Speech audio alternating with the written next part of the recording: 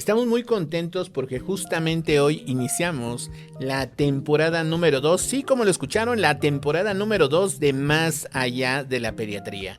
Más Allá de la Pediatría ya cumplió sus 10 primeros episodios y fue una aventura fantástica. Y esta segunda temporada la queremos abrir con bombo y platillo, como decíamos antes.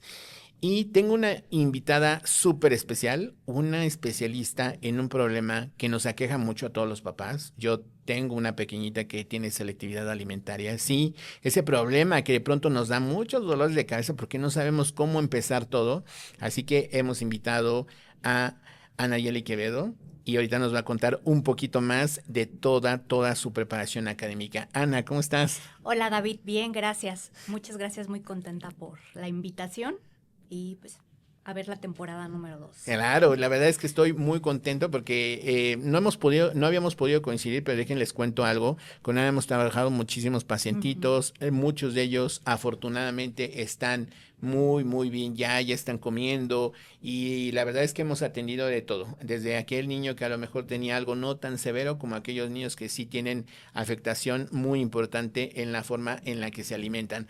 Anayeli, pero cuéntame un poquito cómo ha sido tu formación para llegar a este punto de ser la especialista que maneja a los niños con selectividad alimentaria. Ha sido un camino que cada vez se ha hecho como más estrecho. De formación soy terapeuta ocupacional de licenciatura. Okay. Después hice un posgrado en lo mismo, más enfocado a psicosocial. Okay. Y ahí empecé en el mundo de la integración sensorial. A mí prácticamente me obligaron a certificarme, ¿no? Iba yo por ahí. Okay. Hice mi certificación, empecé a dar consultas con niños con desórdenes en el procesamiento sensorial. Y de ahí llegó a una clínica de una de mis maestras, mentora, y ella me empezó a decir, quiero que tú empieces a ver selectividad alimentaria porque a mí ya no me gusta mucho. Ok, perfecto. Entonces empiezo a ver clínica con ella, primero bajo práctica supervisada, luego empiezo a hacer los cursos del SOS, empiezo a formarme más en terapia orosensoriomotora, a ir investigando, también hacemos formación continua para poder seguir capacitando más personal de salud y de ahí he ido como puliéndome. La certificación, por ejemplo, en integración sensorial ya la repetí 3 veces, entonces todos estos años he estado como en formación continua y ahorita me estoy formando en terapia cognitivo-conductual igual para abordar este tipo de pacientitos. Wow, la verdad es que tu preparación es muy completa y justamente tras el telón estamos platicando con Ana que es prácticamente de las profesionales más preparadas aquí en nuestro país, orgullosamente mexicana. Así que vamos a platicar un poquito de selectividad alimentaria. Pero te quiero hacer una pregunta muy precisa porque me la hacen mucho en los pequeños cursos que hemos armado para profesionales de la salud y también para papás.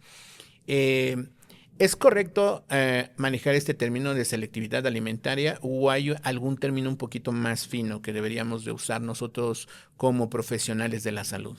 Ok, yo los divido en 3, que es la parte del pick eater, que esto es transitorio, es parte del desarrollo del niño. Okay. Y uno de los hitos es que al menos el 50% de los niños van a empezar a ser como un poquito selectivos con la comida, a rechazar ciertas texturas, a rechazar ciertos olores, colores o grupos alimenticios. Ahí todos nos mantenemos en orden, siempre y cuando los peques no disminuyan su ingesta de menor de 30 variaciones de alimentos. Okay. Y también es muy importante que no empiecen que al menos perduren 4 grupos de alimentación. Okay. O sea, que no estén restringidos. Perfecto. Cuando esto disminuye, digamos, y también el niño ya presenta alteraciones orales, alteraciones sensoriales, alteraciones médicas, que es muy importante, lo nutricional y lo psicosocial. Ahí ya hablamos de lo que denominamos, se puede llamar selectividad alimentaria o trastorno de alimentación pediátrica. Ok, perfecto. Y está el otro, que es como otro aparte, que ya está, digamos que documentado desde el 2003 en el DSM-5, que es el ARFID o el TERIA. Así es. Que es otro grupo porque es una selectividad más restrictiva y el tratamiento y el pronóstico es totalmente distinto a estos dos. Digamos que es ese peque que de plano a lo mejor come 2 o 3 cositas y tiene afectación en su crecimiento, desarrollo y en todo, ¿no? Sí, de hecho el ARFID siempre en los criterios diagnósticos va a haber afectación clínica, o sea, sí va a haber ya deficiencias nutricionales, se va a salir de la curva de crecimiento, también va a haber afectaciones a nivel sensorial y digamos que va a haber ansiedad, muchísima ansiedad y poco interés para comer. Entonces sí son niños que tienen dietas súper restrictivas, súper limitadas, se desorganizan muy feo a la hora de comer, lloran todo el tiempo, unos incluso hasta se llegan a provocar el vómito de tan ansiosos que están. Así es. Sí son como muy extremo a lo que a veces podemos llamar a un niño que es picky, ¿no? Que es transitorio. Ok, perfecto. Fíjate que una de las preocupaciones, y justo hoy comentaba en Facebook, vamos a grabar con una especialista en selectividad alimentaria e integración sensorial, y una mami nos preguntaba que si uno nace con esta predisposición para ser selectivo o no. Sí. De hecho, por ejemplo, las alteraciones sensoriales ya tienen una predisposición genética. Ok. Se pueden detonar o no detonar con el ambiente. También durante el embarazo, en el periodo intrauterino, también se empieza ya a desarrollar el sentido gustativo. Así es. Entonces, dependiendo de lo que coma la mamá de la exposición, también va a haber una predilección, ¿no? Ok. Entonces, ahí ya hay dos factores que hay que considerar. Pero también se pueden detonar estas dificultades al momento de nacer o lo que se hagan al menos en el primer año de vida. Por ejemplo, niños que ahí es como mi punto clave, rojo, que les digo siempre.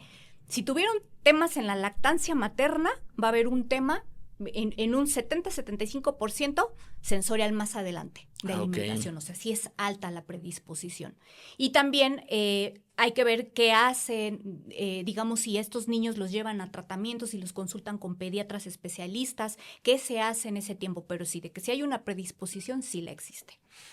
Wow, sí, definitivamente esto que tiene que ver también un poquito con lo que llamamos programación metabólica, pues definitivamente afecta, ¿no? La forma en la que nosotros comamos, incluso también la de los papás, ¿no? Claro. La de los varones, ¿no?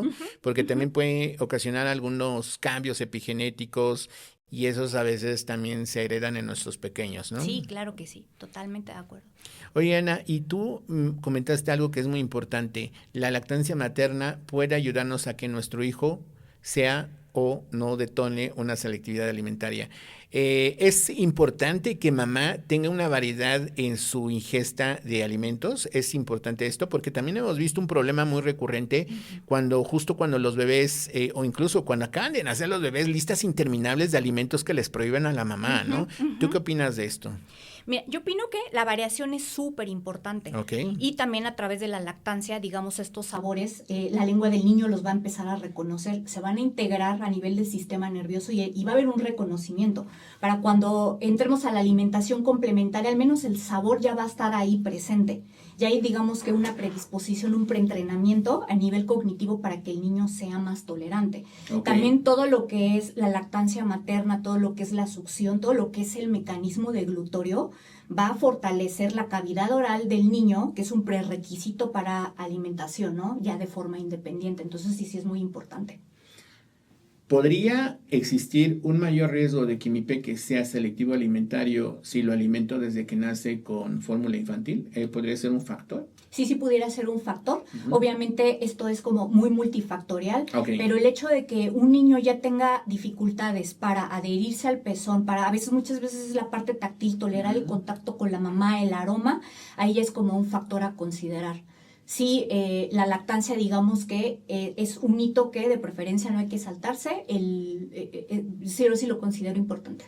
Y hay algunos peques que justamente como tú lo comentas, ¿no? Mamás dicen, oye, yo me lo intento pegar al pecho, pero inmediatamente me rechaza, se quiere alejar, como si le diera náuseas, ¿no? Pegarse al pecho. Sí. ¿Esto ya podría ser un dato de alteración sensorial? Sí, de hecho ya desde esa edad, desde bien pequeñitos, ya en la historia clínica cuando llegan a la consulta, empiezo como a indagar justo a esas etapas del desarrollo, qué otras áreas estaban afectadas y por ejemplo uno es el sueño. Donde el sueño no duerme bien o no se avienta la noche de forma continua o no se induce el sueño de forma adecuada.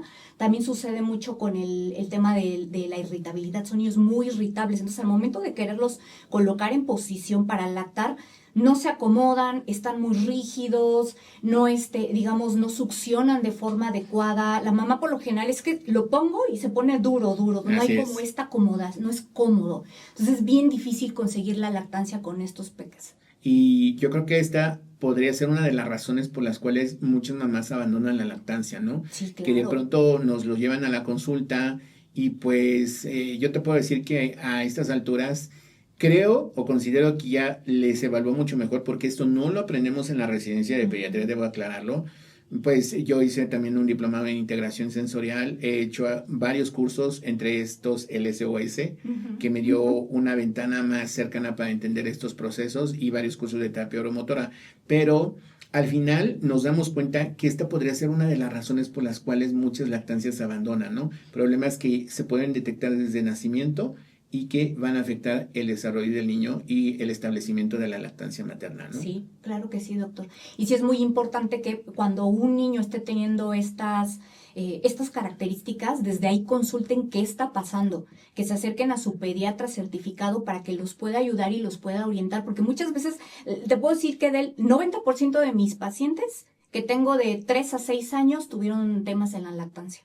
Y desde ahí también ya hay, digamos, al momento de relacionarse todo lo que es el tema de alimentación en el contexto familiar, ya se ve afectado, porque también es súper frustrante para las mamás el intentar dar lactancia y que el niño esté presentando estas características de incomodidad, de llanto, dificultad para succionar, sobre todo porque es incómodo y muchas veces, en la mayoría de las ocasiones, es imposible sin apoyo.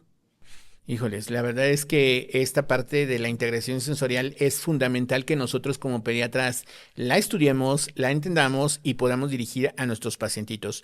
Yo te quiero comentar el problema que presentó mi peque.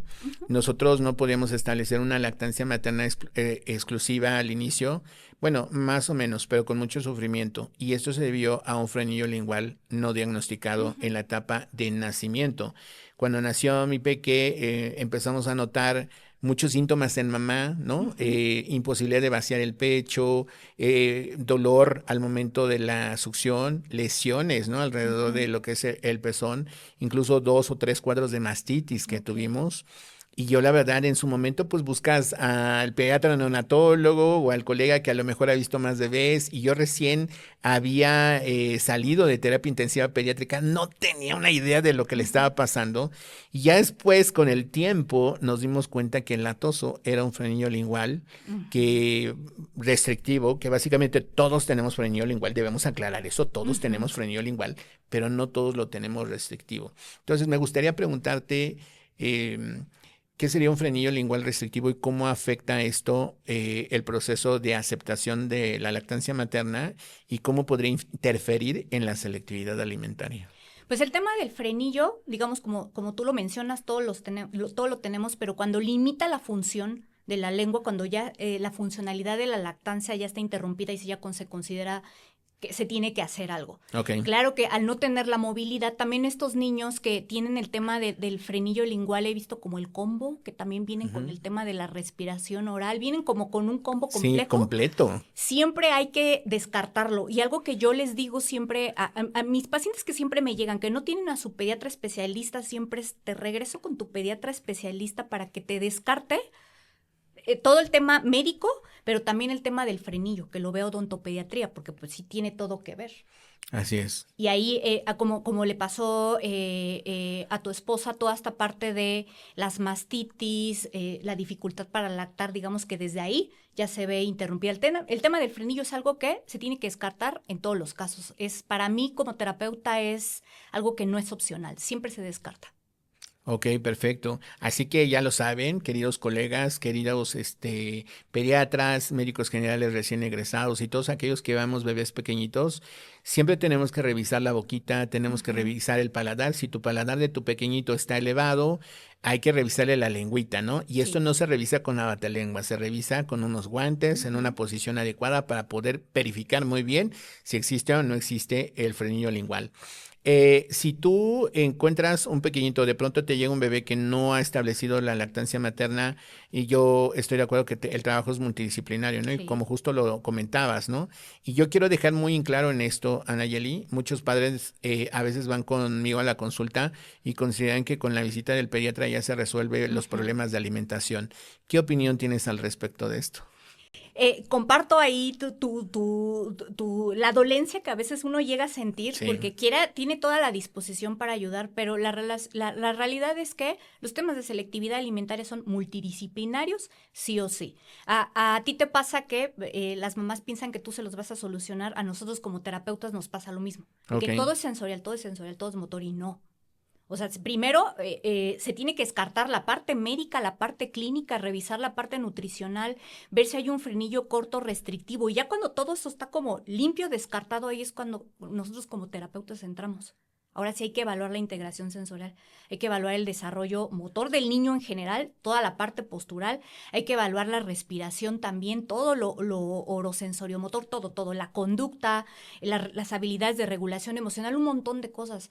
Pero sí es muy importante porque yo también lo vivo que sé que este camino es largo y es desesperante también para los cuidadores, para los papis y mamis, porque es súper difícil que tu hijo no coma. Así Pero es. yo sí los invito a que se avienten el camino largo porque si empiezan, por ejemplo, con nosotros como terapeutas es como darle a un punto ciego. O sea, nunca vamos a saber qué estamos haciendo, si va a avanzar el niño, sobre qué estamos trabajando. Entonces ahí entiendo este punto de que también tú como pediatra, digamos que necesitas trabajar con otros especialistas y nosotros también como terapeutas, a veces es explicarle a los papás, híjole, primero hay que descartar A, B y C y ya después regresas conmigo. Y muchos no regresan lamentablemente porque es un camino largo, Sí, es un pero camino es largo. algo que se tiene que hacer de forma, es necesario. Sí, yo quiero comentarte en este momento a ti, mamá y papá que nos estás escuchando, mi peque, además de tener problemas con el frenillo lingual restrictivo, que para mi Ujú. punto de vista es un frenillo posterior grueso, que afortunadamente ya se resolvió el problema, generó selectividad alimentaria. Ujú. Tuvo problemas de motricidad de la boquita, problemas Ujú. para deglutir, hacer transición de texturas, que en un ratito más le vamos a preguntar a Nayeli qué onda con estos peques que no pueden hacer las transiciones adecuadas hacia otro tipo de texturas. Pero también confirmo esto, que muchos de nuestros peques tienen problemas respiratorios, reflujo, pueden tener incluso alergias alimentarias no Sí. diagnosticadas, y lo primero es que nosotros descartemos las cuestiones que les llamamos orgánicas, ¿no? Ujú. Los problemas orgánicos, ¿no? Y en tu experiencia personal, ¿qué problemas con más frecuencia de enfermedades o de patologías infantiles en niños chiquitos, niños menores de 6 años, Ujú. los encuentras como causas de esta selectividad alimentaria o de problemas para alimentarse? En general, ¿qué has visto Uy, en tú? general, lo que más he visto son alergias. Alergias respiratorias y alergias alimentarias. Ok, El tema del frenillo también. El tema también de los niños que respiran por boquita. Híjole, eso es como clásico.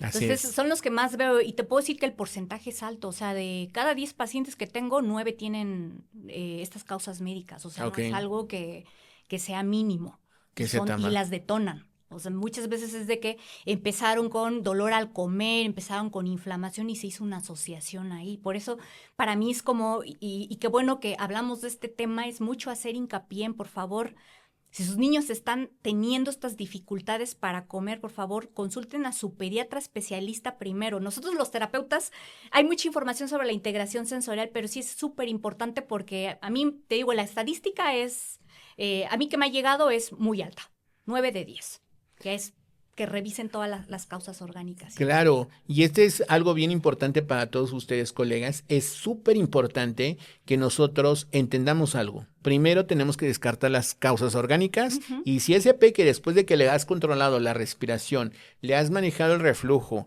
le Ujú. has canalizado probablemente con un alergólogo o gastropediatra para tratar la alergia a proteína de leche de vaca, y aún así persisten problemas de alimentación, es momento ahora sí de integrar tu equipo multidisciplinario, trabajar con el terapeuta, trabajar con el nutriólogo para los niños más grandecitos, y trabajar también con psicoterapeutas, ¿no? O Claro, con el sí. enfoque, Ujú. pues de psicoterapia, porque no todo es, o no todo tiene que ver con los niños, ¿eh? A veces también los papás podemos representar un problema para que los Sí. niños coman bien. Y eso te lo vamos a platicar en un momentito. regresando de la pausa.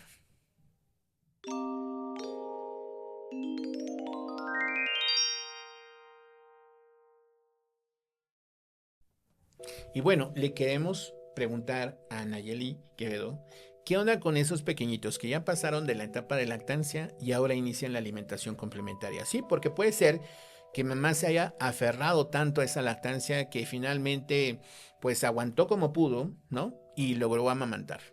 Y bueno, bien que mal, el niño subió de peso, subió de estatura y las curvas de crecimiento no se ven mal, pero sigue teniendo un problema, ¿no? Probablemente ese niño sigue teniendo problemas sensoriales o problemas oromotores, porque un frenillo que está restrictivo, que no se trata, pues nos va a seguir dando problemas, ¿no, Anayeli? Sí. Y bueno, vamos a hacerle una pregunta muy precisa. A mí me han tocado peques que al inicio de la alimentación complementaria las mamás me dicen, doctor, es que apenas introduzco un poco de puré o de comida a la boquita de mi nene e inmediatamente empieza a hacer náuseas, se arquea. Bueno, ese es uno. Y luego viene el otro, que a lo mejor sí toleró los purés, pero le cambias a un poquito de grumo y está haciendo unas arcadas espantosas, se vomita, comienza a llorar. ¿Eso es normal, Ana? ¿Y hasta qué punto es normal y hasta qué punto no lo es? No, ahí es como el segundo foco rojo de que hay que tomar en cuenta cuando puede esto ser precedente a un tema de alimentación. Okay. Esto sucede en la mayoría de los niños que veo. Entonces, ¿ahí qué pasa? Que empiezan a tolerar ciertas texturas, pero al momento de, por ejemplo, hacemos un cambio, por ejemplo, hacemos un poquito más con grumitos el puré o empezamos con picado fino, también me ha pasado con el picado fino, entonces la textura cambia, entonces la lengua y todo el sistema táctil a nivel oral se tiene que adaptar. Y también tiene que haber más mecanismos avanzados deglutorios para que el niño pueda manipular ese alimento. Okay. Y ahí es cuando vemos que un niño a nivel sensorial no ha integrado lo que tiene que integrar. Entonces muchas veces ni siquiera entra a la boca. O sea, hasta lo ven o lo tocan. ¿No? Sí, inmediatamente entran en pánico, ¿no? O entran, le dan a veces en la cuchara y ¡pum!, sale volando el pedazo, ¿no? Así es. Entonces ni siquiera entra en cavidad oral como para que el niño pueda entrenar habilidades. O sea, se queda en un prerequisito, digamos que muy básico. Entonces ahí es uno de los puntos que hay que tomar en cuenta, porque desde ahí también se empieza a estancar la adquisición de hitos orales en la alimentación. Niños que ya grandes de 5 o 6 años que tienen dispraxias orales, que no saben ni masticar, ni mover la lengua, hacer toda la coordinación para la deglución, desde esos procesos se vieron como afectados. Entonces ahí es un punto también bien importante para el consultar qué está pasando, porque no se está haciendo el niño no está tolerando estos cambios de textura en la alimentación. Oye, Ana, yo te quiero preguntar algo muy específicamente hablando de los métodos de alimentación, que yo lo situaría como básicamente dos, aunque podríamos hacer un abanico de un montón de cosas, un mix, hay personas que dicen que hay 3, 4, no sé, pero en general yo visualizo dos. El método famosísimo de Baby Led Weaning, que es yo siempre digo que es como un método aspiracional, todos queremos que nuestros bebés hagan BLW, porque se ve sensacional cómo manejan los trozos y toda la cosa, pero yo les digo a los papás, probablemente no todos los niños puedan hacer eso, y al menos con lo que yo he estudiado hasta el momento, digo, no sé si me equivoco o no, pero es mi perspectiva, creo que un método de transición bien guiado puede entrenar mejores las habilidades oromotoras en los pequeños. Pero a ver, ¿qué opinas de esta hipótesis que tengo? Mira, el BLW, digamos, siento que los niños necesitan muchos requisitos para hacerlos y unos que no tomamos en cuenta si los niños los cumplen o no. Okay. La parte sensorial, la parte postural, ¿no? Y aparte también está el interés en la comida, en querer explorar. Y muchos niños, por ejemplo, hablando de comorbilidades, niños que tienen neurodivergencias, que se detectan más adelante, que también tienen problemas de alimentación en el 80-90% de los casos, desde ahí ya están teniendo una limitación. Y no lo logran. Yo soy más partidaria a lo que tú mencionas, que un método con transiciones bien guiado, bien estructurado y bien analizado puede funcionar más. Incluso he visto en niños que la predisposición de pacientitos que he tenido, digamos que han desarrollado más selectividad con el primero que con el segundo. O sea, en las transiciones les ha ido, comen más cositas, o sea, les ha ido mejor. Exacto. Y además justo lo que comentaba hace un momento Nayeli, o sea, el nene que te rechaza el puré ese ya es una bandera roja Sí, de que sí, está sí, pasando claro. algo, porque en general un bebé que brinca de leche materna o de fórmula infantil, en general no debería de rechazar un puré, ¿no? En general, Exactamente. ¿no? Ujú, ujú. Y obviamente pues uno como papá dice, o como ahora decimos, o dicen muchos profesionales, que probablemente el bebé no quiere purés, quiere trozos, ¿no? Ujú, Y entonces ahí ujú, vamos, le ponemos el trozo y bueno, tú te ilusionas porque mete el trozo a la boca, como que medio le hace algo y se ujú. comió un pedacito, y por ahí mucha gente que no son profesionales de la salud y que dan también cursos de alimentación complementaria, pues te dicen, oye, es que así es la alimentación, a veces comen muy poquito, pero mira, ya se está nutriendo, está aprendiendo, a lo que yo no estoy de acuerdo. No sé qué Ujú. pienses al respecto, pero yo creo que hay muchos nenes que se le inicia el baby led weaning y realmente no tienen los requisitos y pueden comprometer su nutrición, ¿no? Es que la mayoría luego no tienen los requisitos, por eso es bien importante ir con profesionales de salud.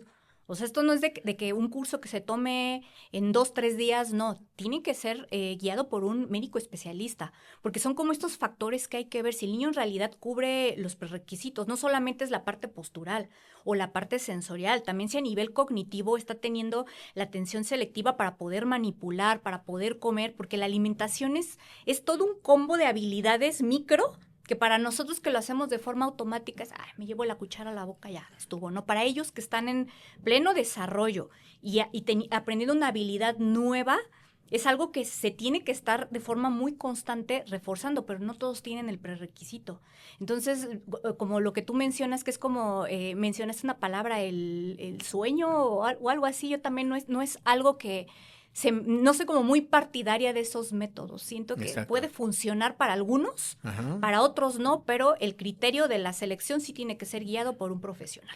Eso Sí, sí. en realidad así tiene que Ujú, ser. Y yo quiero puntualizar muy bien esto, porque el profesional indicado para asesorar a tu hijo en alimentación infantil es el nutriólogo pediátrico en primer lugar. ujú, En segundo lugar, el nutriólogo clínico con enfoque materno-infantil, que hay ujú, muchísimos y son muy buenos. En tercer lugar, probablemente, si no encontramos alguno de estos ujú, profesionales, un pediatra que tenga formación, ¿no? Diplomados en nutrición pediátrica formales y ujú, entrenamiento en alimentación, tal vez en integración sensorial, ujú, ujú. o incluso hasta un médico general, ¿no? Porque hay muchos Sí, lugares en nuestro país y en Latinoamérica que probablemente el pediatra te quede como a 4 o 6 horas, pero tengas claro. un médico general. Yo conozco a una doctora Bocadito Saludo, que es una médico general extraordinaria, que tiene una gran formación tiene diplomados en nutrición infantil, ha hecho los cursos de selectividad alimentaria de todas las profesionales capacitadas, y da una muy buena asesoría de alimentación. Así que creo que en esta escala debería de ser nuestras opciones para orientar la alimentación de nuestros pequeños.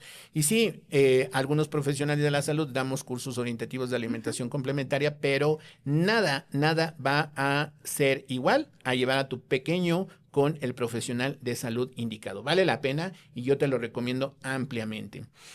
Ana, fíjate que hay algunos peques que puede ser que nos acepten el puré y bien que mal ahí van comiendo, ¿no?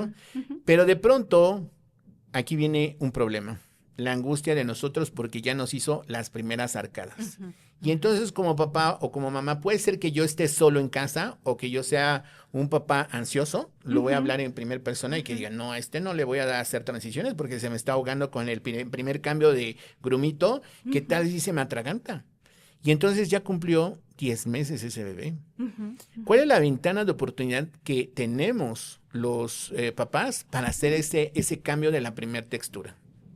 La ventana de oportunidad, si empieza a rechazar, yo daría al máximo 3 semanas. Ok, Que ya empiece, que sea de forma constante. ok, También hay que tomar en cuenta que hay niños que son más reactivos que otros. ok, Entonces, por lo general, el niño tiene que, para que nosotros sepamos si a un niño le gusta o no un alimento, clínicamente es de 10 a 15 probadas. ok.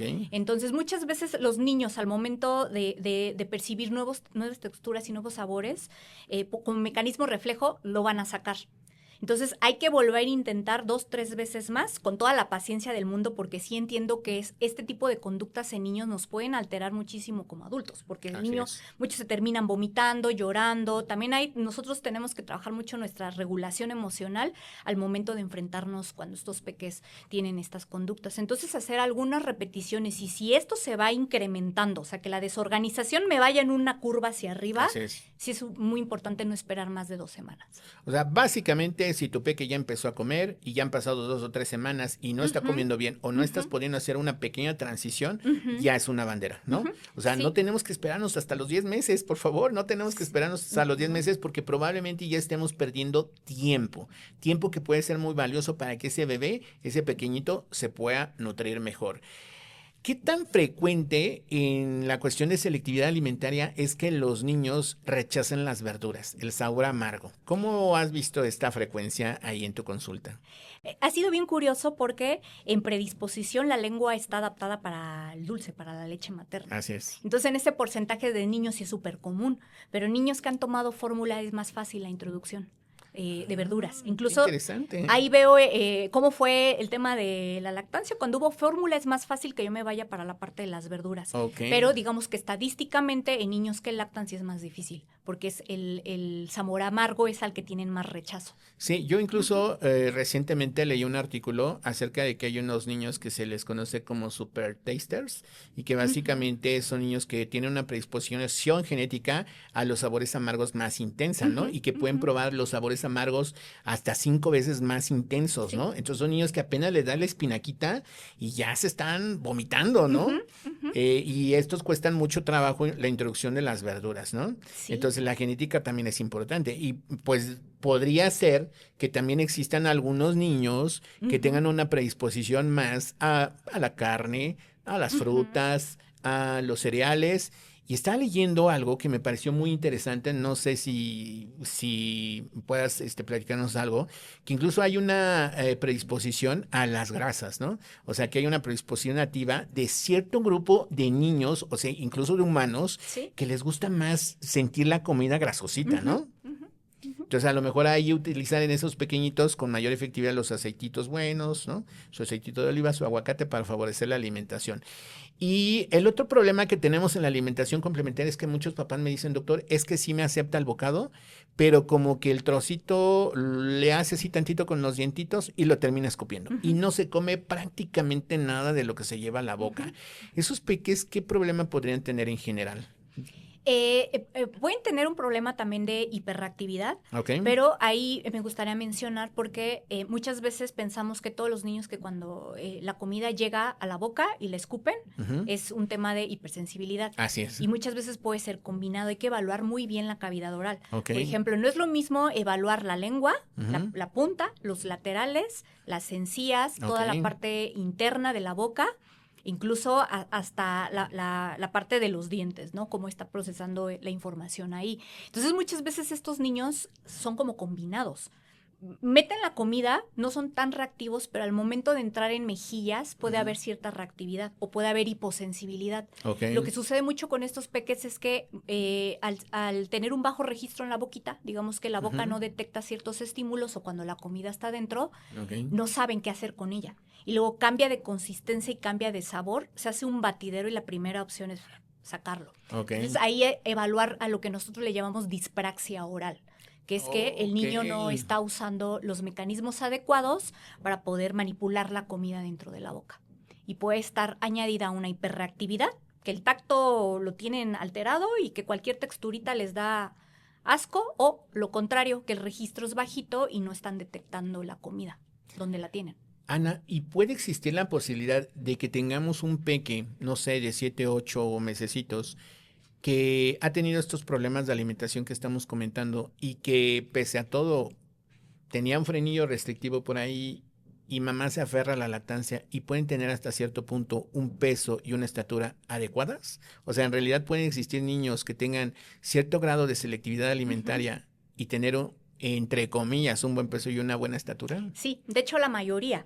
Incluso me dicen, no, es que clínicamente está bien, está dentro de las curvas de crecimiento, pero muchas veces no están teniendo una dieta adecuada para su edad. O sea, están comiendo alimentos ultraprocesados y eso los mantiene como en un peso, en una talla. Digamos que dentro de la curva están, pero revisando, digamos que las propiedades nutricionales de lo que comen no es como lo suficiente para favorecer el crecimiento y desarrollo de un niño. Ok, es decir que estos peques podrían llegar a tener deficiencias nutricionales no visibles. Sí. Ok, ¿y cuáles serían como las más frecuentes? Las más frecuentes que en general se describen en este grupo de pequeños. Pues deficiencias nutricionales, digamos que en esa parte nosotros como terapeutas no lo vemos, lo referimos más como a pediatría, no te pudiera decir como una estadística tal cual, pero sí la mayoría de cuando yo los envío o los canalizo, sí me llegan a decir de sí está teniendo ahí problemitas, ¿no? Y yo creo que básicamente son como lo típico que ya conocemos, la anemia, porque yo le he dicho a muchos colegas míos que la anemia, como lo dicen los artículos, anemia cuando es leve no da síntomas. Cuando ya estamos brincando de una moderada severa es cuando el niño ya está cansado, ya se ve pálido, pero si tú estás esperando a tener esos signos para hacer diagnóstico de anemia, estás perdiendo mucho tiempo. Una de las razones por las cuales los niños hacen anemia es no iniciar la alimentación complementaria con proteínas de origen animal o de origen vegetal si tú quieres también, nada más que estos tienen peor biodisponibilidad, se absorbe menos el hierro.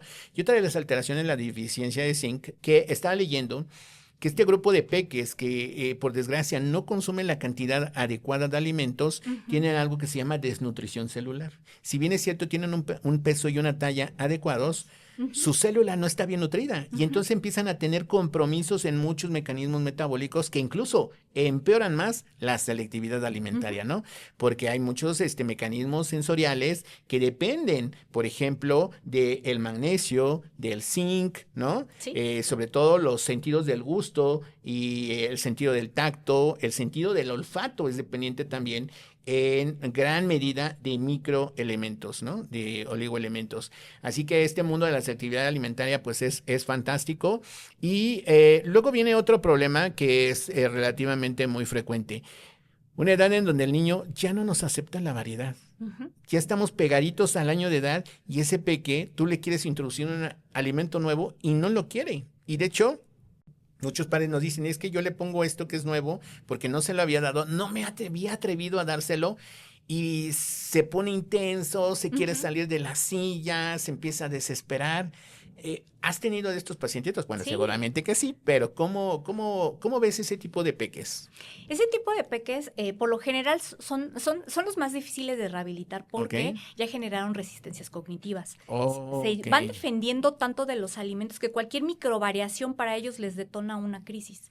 Digamos que se ponen muy reactivos con cualquier variación de cositas, incluso hasta si les cambias, me ha tocado ver niños que hasta si les cambias el plato, si lo mueves del lugar, con esas microvariaciones que no necesariamente tienen que ver con las características de la comida, ya hay cambios, son niños que están más reactivos, son más rígidos también como mecanismo de defensa, de que son tan reactivos, no solamente a veces en la alimentación, sino el nivel de alerta de ellos están hiperalerta y por cualquier cambio, tanto en el ambiente como en el contexto, se puede ir como variando esa alerta. Entonces, son como de los más complicados porque hay que trabajar sobre la resistencia cognitiva, hacerlos más flexibles, pero también hay que trabajar los mecanismos de hiperalerta para que el niño esté más relajado y al momento de que presentemos nuevos alimentos esté más predispuesto a probar.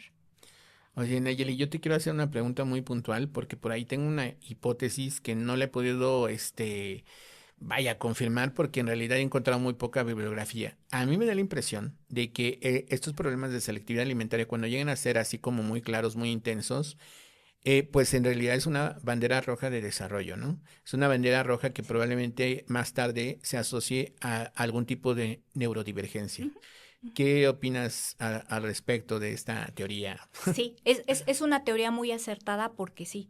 De hecho, en niños como este caso que me acabas de mencionar, este perfil de chiquitos que son tan resistentes, tan rígidos en la alimentación, ahí sí son banderas rojas de inflexibilidad cognitiva, asociada a una neurodivergencia. Casi siempre nos vamos por el trastorno del espectro autista, ¿no? Que estén dentro del espectro los pequeñitos, pero puede ser también un indicador de déficit de atención y hiperactividad. O sea, puede ser varios diagnósticos o varios diagnósticos en comorbilidad, pero sí este tipo de perfiles de chiquititos que son súper rígidos y que las desorganizaciones son muy intensas con tantito cambio, sí es un foco rojo para hacer un diferencial en neurodesarrollo. Sí, y hoy les quiero comentar algo.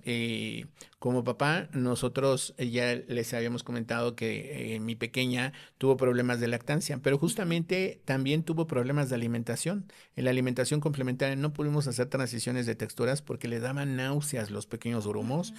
Obviamente le poníamos la comida en el plato y si la agarraba, la aplastaba y todo eso, la terminaba tirando. Y entonces, ¿qué dijimos? Bueno, si se va a nutrir, al menos que se nutra con purés. Ujú. Y así la mantuvimos hasta el año de edad. Ok. Posteriormente hicimos un diagnóstico de TDAH, más o menos a los 7 añitos y medio, Ujú. porque se empezaron a asociar otras cosas, ¿no? Por ejemplo, desatención, desconcentración, irritabilidad intensa, Ujú. pequeñitos que hacen rabietas muy Sí. grandes y las hacen como si fueran bebés de 2 años, ¿no? Y al final, afortunadamente, gracias al gran equipo de un neurólogo pediatra fantástico, saludos, doctor Jair, y su equipo de neuropsicología, pudimos hacer el diagnóstico y hoy estamos mucho mejor, pero Qué también bueno. estuvo exacerbado por un Ujú. problema que fue respiratorio. Era respiradora bucal no diagnosticada y que posteriormente a el diagnóstico y el tratamiento de su respiración mejoró muchísimo, muchísimo más. Por eso es importante, como le dice Ana, hacer el diagnóstico de las comorbilidades. Y no se vayan porque ahorita vamos a seguir platicando de cómo los papás Ujú. influimos en la selectividad alimentaria y también cómo podemos ayudar a que esto mejore. Así que no se vayan.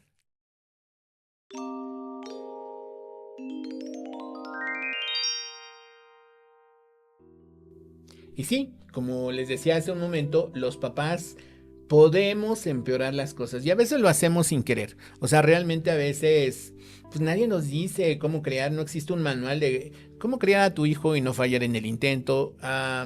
Algunos de nosotros logramos informarnos y aún te lo digo yo, como especialista y como papá, me ha costado mucho la crianza, me ha costado muchísimo entender muchísimas cosas, lactancia, alimentación, bueno, y qué te decir de las siguientes etapas, ¿no? Y en esta parte de la selectividad alimentaria de esos niños que no comen, vamos a platicar de cómo influye nosotros, cómo influimos nosotros como padres en la selectividad. Y quiero hablar específicamente de un problema Ujú. que está tremendo y que la gente piensa que nosotros somos exagerados y que ahora nos dicen que nosotros de chiquitos también la pasamos frente a la tele, lo cual no es cierto porque muchos de nosotros nada más teníamos una tele y era de mamá o de papá y en realidad no la pasábamos jugando más tiempo en la calle. Sí, eran otros tiempos, pero así sucedía.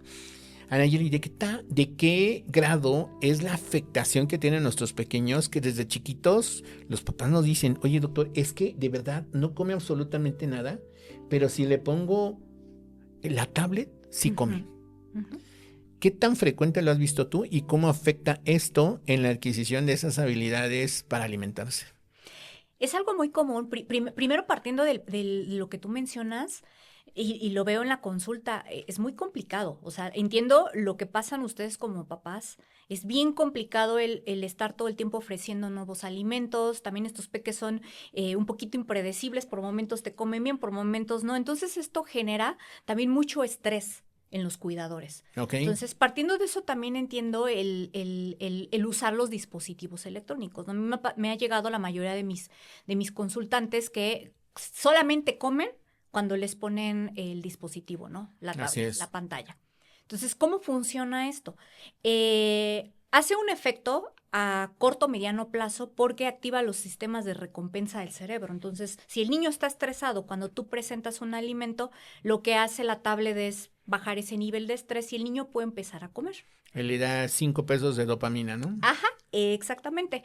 Ahí el tema es que la atención está enfocada en el exterior. El niño está concentrado y focalizando toda su atención en lo que está viendo en el dispositivo. Entonces, los mecanismos internos, digamos a nivel interoceptivo, que esto es de la integración sensorial, para el poder regular el hambre, la saciedad, y también los mecanismos de masticación, de deglución, toda la sensorialidad en boca, se ve afectada porque no están teniendo conciencia en lo interno, sino en lo externo. Entonces son niños que comen de forma mecánica. Entonces muchos hasta les meten la cuchara a la boca porque es el momento, sus 5 minutos donde Hay que comen, aprovechar, hay que ¿no? aprovechar, ¿no? Exacto. Entonces ves a los niños comiendo ni siquiera con una masticación no eficiente, un mecanismo, comen de forma mecánica. Entonces, digamos que a corto plazo, mediano plazo pudiera funcionar, pero a largo plazo ya vemos alteraciones interoceptivas.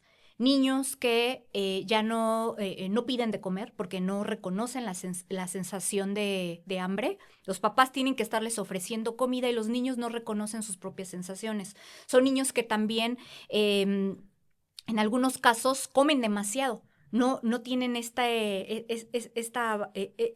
digamos que reconocimiento de la saciedad y siguen comiendo. Entonces, estos temas de alimentación se siguen derivando a otros temas más complejos. Entonces, digamos que entiendo la preocupación, puede funcionar a corto plazo, pero sí hay que retirar el dispositivo de forma, digamos, de forma escalonada, nada abrupto, porque también se nos dispara la conducta, Exacto. se nos dispara la familia, se nos dispara todo mundo, entonces no llegamos a nada bueno, pero sí es importante el no utilizarlos. Sí, es bien importante, queridos colegas, que no le digas a la mamá o al papá, ¿sabes qué? Hoy apágale la tablet, inmediatamente ya no se lo prendas, porque va a ser un caos. Y de verdad yo te lo digo que es de verdad terrible cómo se ponen los peques y termina peor el asunto. Es como cuando, por ejemplo, reciben la indicación de quitarles el famosísimo alimento ancla, ¿no? El alimento ancla o el alimento, bueno, no sé, recibe varios nombres, ¿no? Sí.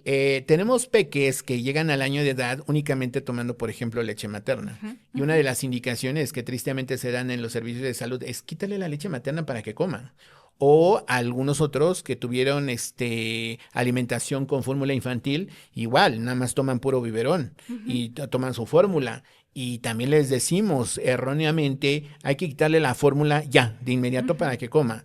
Anayeli, ¿tú cómo ves estas indicaciones? ¿Crees que consideras adecuadas o cuál es tu opinión? Híjole, yo no las considero adecuadas porque le están quitando la única fuente nutricional que tienen. Así Una. es. Dos, también la regulación que les da. Entonces son familias que ya están estresadas, que de alguna u otra forma también el niño ya está estresado, entonces el retirarlo de forma abrupta, híjole, se nos desencadenan una crisis tanto en la mamá como el niño y no queremos familias ni niños más estresados que la pasen más mal de lo que ya la están pasando mal. Entonces hay que ser muy cuidadosos con este tipo de indicadores, porque a mí me ha pasado, si me han llegado estos casos de niños que, ya le quité el pecho y sigue sin comer nada. Así es. Que el tema no era el pecho, la lactancia no es el problema. Así es. Hay que averiguar por qué este niño está rechazando alimentos y le han quitado su fuente segura, lo que lo mantenía en peso y talla y de alguna u otra forma estable. Entonces, sí hay que tener cuidado con esas indicaciones, por favor. Me voy a regresar un poquito porque dijiste una palabra que a mí en lo personal me encanta mucho, interocepción. Este es el octavo sentido, ¿no? Sí. Explícanos un poquito para todos los profesionales de la salud y los papás qué es la interocepción y por qué es fundamental en la adquisición de la alimentación. Tenemos los 7 sentidos, esos son externos. Okay. El interoceptivo es interno. Ese me regula por dentro. Tanto sensaciones de órganos, de sistemas, dolor, todo lo que es sueño también, sensación de hambre y saciedad. Ok. Entonces, perfecto. En la alimentación, digamos que, y en casi todos los niños falla el sistema interoceptivo. Ya lo tenemos ahí colgando, que es parte del sistema propioceptivo, pero es la parte interna. Okay. Entonces, muchos de estos peques, al tener un mal funcionamiento interoceptivo, no van a tener hambre y tampoco van a tener mecanismos de regulación de saciedad. Entonces, va a estar alterado. Entonces, sí es bien importante evaluarlo y trabajarlo. Por eso también la parte de los distractores, tanto los juguetes que les ponen en la mesa como los dispositivos, lo que van a hacer es que ese sistema interoceptivo no esté funcionando de forma adecuada. Pero sí es algo que hay que evaluar. Y a mí me ha tocado en la mayoría de mis pacientitos que no tienen hambre. O sea, es como, no piden de comer nunca y no sienten la necesidad de comer.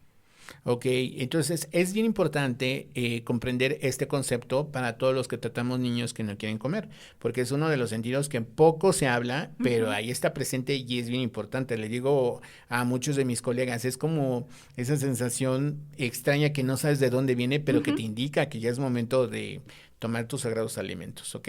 Bueno, ahora, hay otro de los problemas que es muy frecuente porque cuando uno tiene un peque que ya se quiere bajar de la silla y ya camina y ya corre, pues nada más se la quiere pasar jugando porque pues finalmente son niños y puede ser que te dure 3 minutos en la sillita para comer. Y te tire todo y tú de desesperado realmente, o sea, en un momento de desesperación, mejor dicho, pues ya lo bajas y dices, bueno, ahorita te correteo un ratito y entonces viene el famoso picoteo, ¿no? Sí. El picoteo es básicamente papá o mamá está persiguiendo al niño, a veces puede ser la abuela, a veces todo mundo, a veces hay equipos de 2 o 3 personas persiguiendo al niño para que coman un poquito de alimento. Traes un pedazo de bolillo en la mano ¿y qué crees? Que desgraciadamente en la mayoría de las ocasiones es puro carbohidrato, Sí. ¿no? ¿Cómo afecta el picoteo en la selectividad alimentaria? ¿Cómo interfiere esto? Muchísimo, porque también sucede algo muy parecido a lo de las pantallas. No estamos trabajando la estructura de la atención ahí, en el momento de lo que es comer. Los procesos de alimentación requieren cierto grado de atención, de concentración para poder ejecutar la tarea y también para regularme a nivel sensorial, a nivel interoceptivo. Entonces, estos peques que también, siento que es también otro foquito, tomar en cuenta cuando un niño no puede permanecer sentado tanto tiempo y lo tienen que perseguir.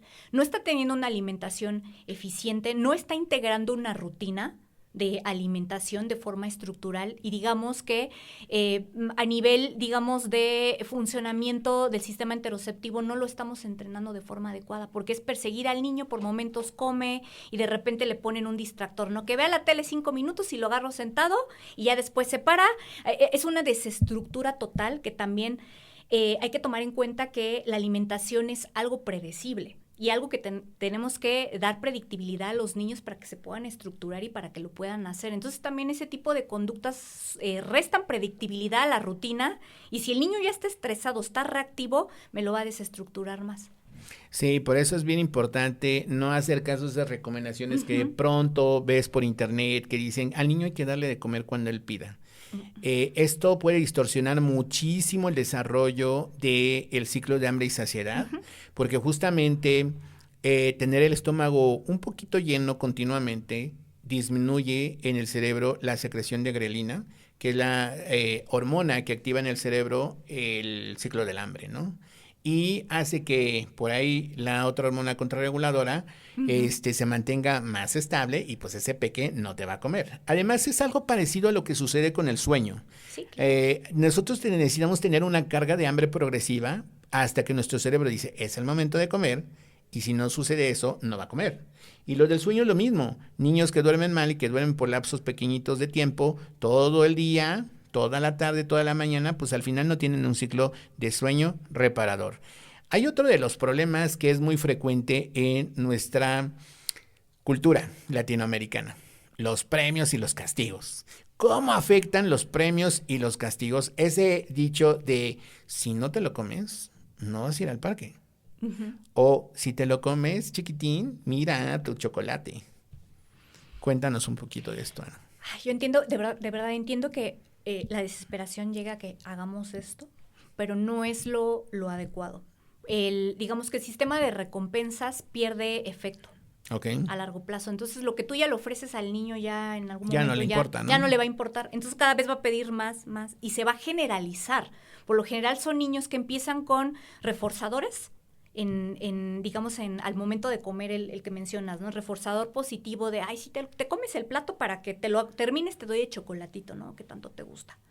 Entonces, vamos a usar el reforzador positivo y entonces estos peques, digamos que lo van a ejecutar, pero muchas veces van a haber dificultades durante la ejecución, ¿no? El niño puede que esté tenso, que esté con arcadas, que termine con náuseas después de comer. Entonces, solamente es como taparle el sol con un solo dedo, ¿no? O sea, es como pudiera funcionar a corto plazo, pero a mediano plazo no. Y me altera la conducta también en otros contextos. Me ha tocado ver niños ya en la historia clínica de que dan reforzadores, pero piden reforzadores para cosas de la vida diaria que tienen que hacer, como recoger los juguetes a cierta edad, hacer la tarea, hasta ir a la escuela, ¿no? Para todo piden ese reforzador. Así Entonces, es.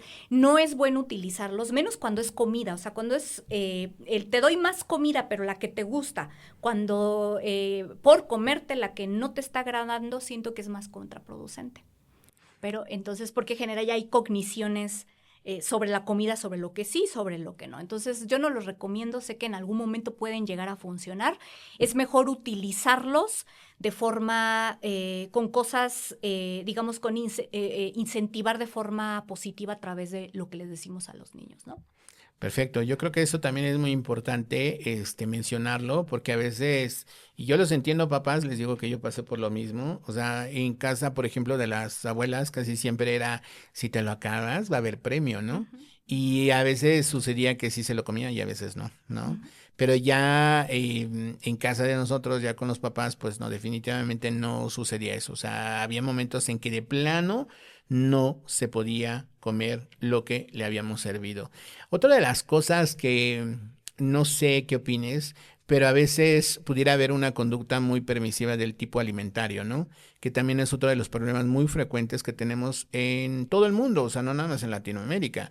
De pronto, pues yo creo que los estilos de crianza han cambiado y hoy con esta llegada de la crianza positiva, creo que ha sido muy bueno, pero a veces confundimos la crianza positiva con la crianza permisiva. Y te lo digo como papá y como pediatra de muchísimos niños, sí nos estamos equivocando. Entonces hay momentos que sucede algo que yo le llamo, no sé si así se diga realmente en este argot, pero alimentación permisiva, ¿no? En donde ya le dan los papás, nos volvemos el chefcito de nuestros Ujú. peques, ¿no? ¿Cómo te va con esto ahí en la consulta y cómo podrías darnos un consejito de cómo modificar esta situación? Es bien complicado porque casi en la mayoría de mis consultantes lo presentan. Ok, Esta parte de ser demasiado permisivos con la comida. ok. Yo siempre les digo, a ver, hay cosas que un niño por su edad, por su desarrollo socioemocional, no va a poder decidir. No va a decidir qué quiere que le des, si la galletita o la verdura, ¿no? Obviamente se va a ir por el placer inmediato, te va a agarrar la galleta. Ahí es cuando nosotros, como adultos, como padres, como cuidadores, es donde debemos de marcar la estructura sobre qué alimentos vamos a ofrecer. A mí me ha tocado ver peques que toda su dieta es de galletas, de dulces, exceso de carbohidratos y obviamente si tú al niño le presentas un alimento con otras características y le dices, oye, ¿lo quieres probar? Te va a decir que no. Entonces, muchas veces es de cómo nosotros como adultos nos manejamos en los discursos con los niños y siempre les digo a los papás, empodérate. O sea, sé que muchas veces estos peques se desorganizan mucho, lloran mucho, se estresan mucho, pero tú eres su papá, tú eres su mamá, tú eres su cuidador, te necesita ver regulado y te necesita ver empoderado. No se trata de forzar ni de obligar, pero sí mantener una postura regulada de, ok, hoy vamos a probar esto, ¿no? Porque también si caemos en que los niños empiecen con empiezan a desorganizarse, a llorar y terminamos, no, no, ya no llores, te doy la galletita que querías, hacemos un reforzador de la conducta. Así Entonces es. el niño va a empezar, va a entender que entre más llore, entre más se moleste, entre más se irrite, va a terminar recibiendo lo que él quiere. Entonces hay que mantenernos como muy estudiar la parte de crianza, porque sí siento que como adultos nos estamos equivocando, nos estamos yendo hacia el otro extremo. Yo siempre les digo, tú eres el padre, madre, eres la cuidadora, empodérate, ofrece lo que quieres que el niño empiece a probar y marca una estructura. O sea, las rutinas tienen que ser sí o sí clave en todo niño menor de edad, le va a dar estructura, predictibilidad y en el tema también de la alimentación va a disminuir el estrés y la ansiedad en estos peques. Si tú eres predecible y también tienes un comportamiento predecible. Entonces ahí sí yo los invito a mucho a seguir estudiando todo lo que es el tema para todos el tema de la crianza y el mantenernos en un papel respetuoso hacia el niño. Y yo siempre les digo a los papás, el afecto no lo condiciones, Así pero el es. límite sí va a estar ahí. O sea, el límite es esto se hace, esto no se hace, esto se permite, esto no. Y el acompañamiento activo con los niños. O sea, se vale que lloren, se Sí, vale que se claro, y no les estresen. va a pasar nada. No. O sea, realmente si tu peque se pone un poquito intenso, se pone a llorar porque tú has sido firme y le has dicho que no hay otra cosa que comer. Mira, la verdad es que al final nuestras mamás antes no se la pensaban. O Ujú, sea, porque ujú. en la mayoría de las familias de los que hoy somos adultos, pues mamá estaba a cargo de la casa y te decía claramente, esto es lo que hay. Ahí tú sabes si comes o no. Y yo me ayudó mucho esa técnica con mi hija. Yo le decía, no hay otra cosa, hija, es lo que vamos a desayunar. Ya ponía su cara de enojada, como Ujú. que medio agarraba un pedacito y así, ¿no? Como mordiendo así como con miedo, ¿no? Y al final se comió un pedazo. Y al otro día volví a comer otro poco más y a lo mejor dentro de 2 o 3 semanas que volvíamos a ofrecer ese alimento, lo voy a comer. Y algunos momentos sí me decía, oye, ¿sabes qué? No, no quiero. Ujú, ¿No ujú, quieres? No, no quiero. No hay otra cosa. No, no quiero. Ah, bueno, pues te puedes bajar. Y yo la bajaba y ujú, órale, a ujú. jugar. A las 2 horas regresaba. Papá, quiero comer. Ah, ok, te voy a calentar la comida que te guardé. Ujú. No, pero no quiero. No hay otra cosa. Ujú. Bueno, y se termina comiendo un poquito. Y al final eso nos ha permitido también en avanzar. Y yo sé que esta misma técnica podría no ser útil para todos, porque tenemos unos pequeñitos que son neurodivergentes Ujú. y que Ujú. esos peques ya tienen otro abordaje. Sí. Yo quiero que antes de que terminemos este episodio, le quiero preguntar a Nayeli acerca de 2 o 3 cositas de cómo se maneja un pequeñito neurodivergente ya, un Ujú. pequeñito con autista o un pequeño con TDAH o con trastorno de integración sensorial en forma general. Y le quiero invitar desde ya a que grabemos el segundo episodio para hablar acerca de cuáles serían algunas cosas que podemos hacer en casa como complemento del tratamiento en el consultorio de ella o de cualquier otra terapeuta que vea problemas de selectividad alimentaria. Pero me gustaría que me comentaras un poquito cuál es la diferencia con el niño neurodivergente, qué características tienen en sus peques y en general Ujú. cómo los abordas en general. Mira, en niños neurodivergentes, por ejemplo, vamos a poner un ejemplo, un niño o niña con autismo, ¿no? Ellos ya traen el combo, que es la alteración sensorial, que se desorganizan más fuerte, más Fácilmente, ¿no? fácilmente, o sea, se desorganizan tanto en rapidez como en intensidad, Ok, muchísimo más que un niño que no tiene la condición, ¿no? Y aparte está toda la parte de la predictibilidad y rigidez cognitiva. Entonces, estos peques, si yo llego y les presento un plato sin una anticipación, por ende se me van a desorganizar. Entonces, el cambio ahí es mucho conocer cómo funciona, más bien cómo funciona el niño y qué características de la neurodivergencia posee, porque no todos los autistas son iguales, ¿no?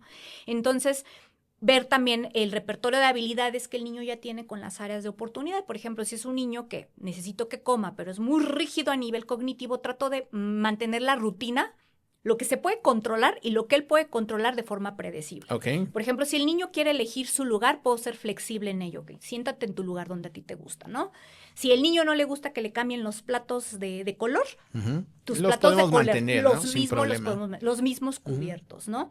Pero, por ejemplo, en cuanto a pequeñas variaciones de la comida, vamos tomando ya de sus alimentos seguros, que esos, como tú mencionabas, no se quitan jamás. Siempre va a estar el alimento seguro que me va a ayudar a hacer transición entre otros alimentos. Entonces, ese alimento seguro, copio las características de ese alimento y pongo alimentos similares para ir transicionando, pero en ellos la graduación es mini. Incluso hasta las porciones son súper chiquititas. Porque Ok. si pongo la big porción, son niños que visualmente se me Se desorganizan, agobia, ¿no? se agobian un montón. Ujú. Entonces vamos jugando con los tamaños, con la cantidad, mucha predictibilidad, mucha estructura. A ellos sí les funciona muchísimo la estructura y también que la persona que les va a dar de comer esté organizado, tanto a nivel emocional lo pueda contener, como a nivel sensorial, porque también si el cuidador al momento de ver el alimento hace gestos o está tocando y empieza como a tener reacciones táctiles, también esto puede llegar a generar aprendizajes o cogniciones negativas sobre la comida. Entonces, con ellos es mucha estructura, mucha regulación por parte de quien va a estar proporcionando el alimento Ok. y cambios mini, pero también flexibilidad. Por ejemplo, a mí hay pacientes que me dicen, yo quiero mi cuchara de siempre. Pues, tu cuchara de siempre, no pasa nada si te comes Claro. tu cuchara de siempre, ¿no? O yo quiero que hagamos figuritas de dinosaurios, pues hacemos las figuritas de dinosaurios y ya después lo probamos. Hay que ser flexibles también con ellos. Evidentemente hay diferencias entre el manejo de un pequeñito que le conocemos como neurotípico a neurodivergente. Así que ya saben, si quieren, podemos grabar 2 o 3 episodios más con Anayeli. Esperemos que nos acepte. Claro que sí, con ¿Para gusto. qué? Porque hablar de selectividad alimentaria en un solo episodio pues realmente es muy poco. Se puede hablar muchísimo de este tema. Bueno, hay hasta conferencias que duran, no sé, semanas. Sí. Y evidentemente creo que puede darnos tips muy puntuales para todos los papás que tenemos problemas de la alimentación. Anayeli, la verdad es que te quiero agradecer muchísimo que hayas estado aquí conmigo. La verdad tenía muchas ganas de que estuviera aquí en nuestro podcast y finalmente se pudo lograr. Si te ha gustado este episodio, no dejes de darnos like, de seguirnos, de comentar y vamos a colocar las redes sociales de Ana por si tienes un pequeñito con selectividad alimentaria que ya estás trabajando con tu pediatra, porque acuérdate que es fundamental empezar con el pediatra, con tu médico general, para después de ahí brincar también al área de nutrición, al área de del terapeuta ocupacional, y probablemente también algún psicólogo infantil que maneje terapia cognitivo-conductual enfocada no nada más en el niño, sino también en la familia. Anayeli, estamos muy agradecidos de que hayas estado con nosotros. No sé si quieres dejarnos un último mensajito. Un último mensaje, siempre, antes de que nos consulten como terapeutas, por favor, siempre descarten las causas orgánicas. Es algo que lo repito mucho en consulta y siempre lo voy a seguir repitiendo. Y también a mis colegas, si es que alguno ve este podcast, por favor, no se olviden, no se salten ese proceso. Nosotros como terapeutas no podemos solitos. Hagamos equipo con nuestros médicos especialistas y solamente con esa sinergia vamos a poder impactar a los peques y a sus familias. Perfecto, Anayeli. Bueno, pues nos despedimos y muchas gracias por estar aquí con nosotros. Cuídense mucho, que la pasen muy bien y les mandamos un fuerte abrazo. No olviden seguirnos Más Allá de la Pediatría, aquí tu podcast favorito en YouTube.